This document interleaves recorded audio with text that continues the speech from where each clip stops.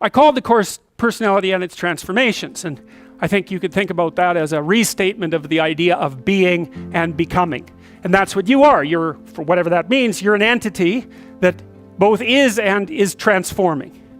And there's a rule that goes along with that, which is don't sacrifice who you could be for who you are. Which means if you have to choose to transform in a positive direction or maintain your current position, then it's better to transform in a positive direction. Who are you? You're the thing that transforms who you are. But on top of that, you're the thing that transforms who you are. You are the thing that is, and you're the thing that becomes. And you should put the thing that becomes at a higher place than the thing that is. That means you also have to allow yourself to shake off those things about you that you might be pathologically attached to, habits and people, for that matter, ways of thinking, all of those things. You have to allow yourself to shake those off, and that's more like a burning. And you might say, well, I don't know what I should leave behind, and the answer to that is that's a lie. You know some of the things that you should leave behind. All you have to do is ask yourself. You'll come up with a list instantly of 100 stupid things that you're doing that you know you could stop doing. Some of them maybe you don't know you could stop doing. It's like, well, fine, leave those alone for now. But there's a bunch of things you perfectly know well that you could stop doing that would improve your life. Everything that makes you anxious or everything that makes you upset is the same as every other thing that's ever made you upset. All those things that have made you upset that you've never dealt with, they're all laying down there at the bottom of your nasty little soul, waiting to pop themselves up in some random utterance, right? And so then you go in there at your peril, because if you're the person who pokes around in that, then you're going to get blasted with all of that stuff. It's going to come out like almost uncontrollably. Then you can sort it out. What's behind the game you're playing? And the answer to that is all the world that you're ignoring. Always. You're trying to do well in a class and you get a bad grade. Why did I get this C-? What is it? The answer is you don't know. Do you not know what you thought you knew? Are you not who you think you are? Do you not work hard enough? Are your values not organized properly? Do you misuse your time? Are you in the wrong field? Is the way you're construing your life completely inappropriate? Are you acting out what your parents wanted you to do and you're pissed off about it, so you're only running at 40% to spite them, despite the fact that they're paying $25,000 a year for your education? When you're in the world and something objects to you, something that matters objects to you, then in the entire unrealized world is in that thing that objects. It's all tangled up inside it. That's why it's the great dragon of chaos. It's everything that's outside of your conceptual structure. And what is that? It's everything that lurks outside of your walled city. Well, you get your C- and you don't do anything about it. Maybe you're a little bitter and more resentful and your study habits get a little worse. So the next time you get like a D+. And then you collect a bunch of Fs, and then you stop going to school, and then you stop showering. Right? Then you end up jumping off the bridge. And so that's how the dragon eats you when you don't pay attention to it. And so it's no bloody wonder that people avoid, you know. It's really no wonder that they avoid, because error messages contain within them the implicit world. Now the upside of that is, well, they contain within them the implicit world. And the world isn't all negative. The C- can be the best gift you ever had, and that's the gold that the dragon hoards, right? That's exactly what that means. Every time you try to learn something, you're going to make a mistake, because what do you know? So you're going to make mistakes. And if the rule is every time you make a mistake, you're going to go jump off the bridge, then that's not a useful problem-solving strategy. And so when you make a mistake, you don't get to beat yourself to death with a club. You've got a problem. Something has objected to you. Then the question is, well, what does that mean? Well, maybe you're not looking at the world right. Maybe your goals are wrong. Maybe you're not acting properly. It's okay. So the question that arises when an obstacle emerges is, which part of this structure needs attention? And the first answer can't be all of it. Right? Because there's a piece that's broken somewhere.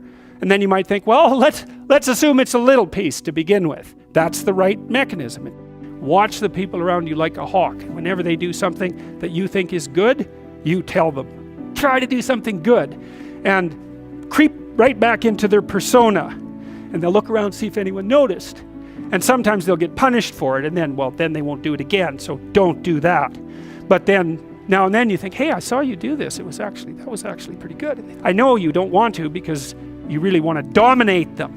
And you don't want them thriving, because then they'd be competition to you, and you wouldn't be able to go complain to your mother about what a miserable partner you have, and you know how delightful that is. So you have to forego all that pleasure if you actually helped your person develop. So you got to get over all that. It's really annoying. It's dangerous because they might outshine you. Well, good. Then you have someone to compare yourself to. That'd be a good deal. It's really rough with kids, you know, because parents will stop their children from succeeding beyond them. They get jealous. And then they'll put them down. And then they have kids that do not like them. And they'll pay for it.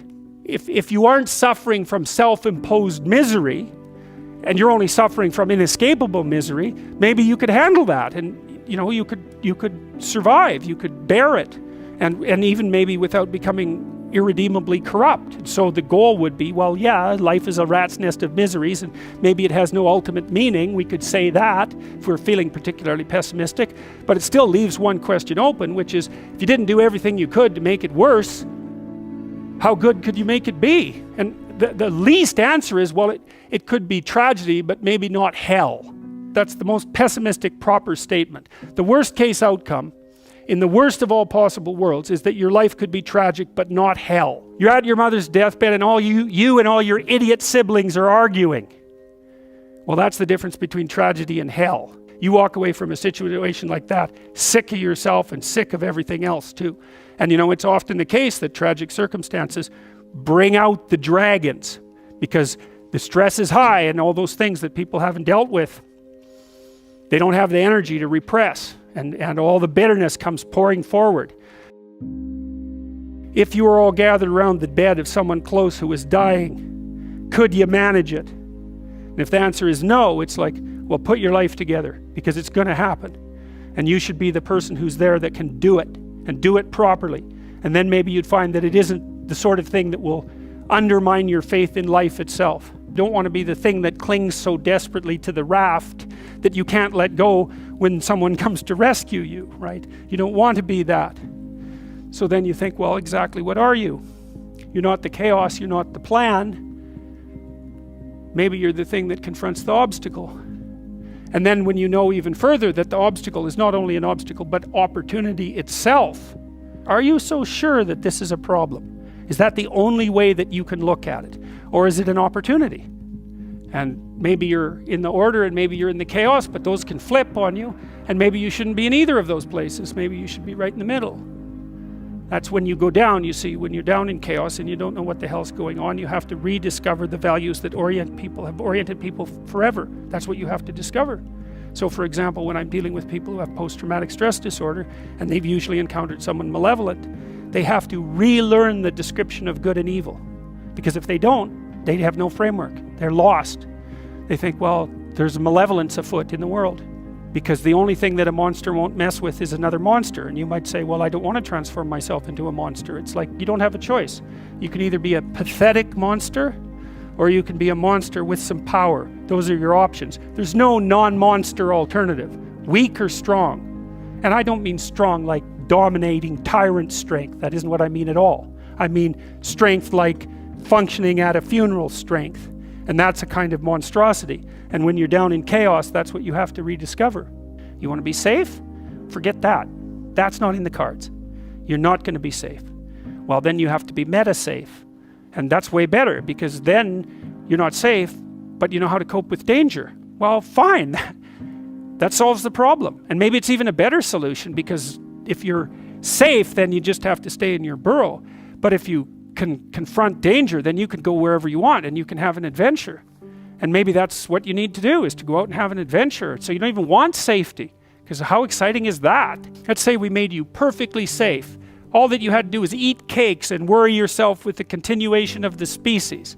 What would you do? You'd smash it all down as soon as you possibly could, just so you had something interesting and challenging to do. So you don't want safety. You want to be able to cope with danger. That's a whole different thing. You don't get to be safe ever again. Well, so what happens? You get to be stronger. Well, hey, turns out that's a better bargain.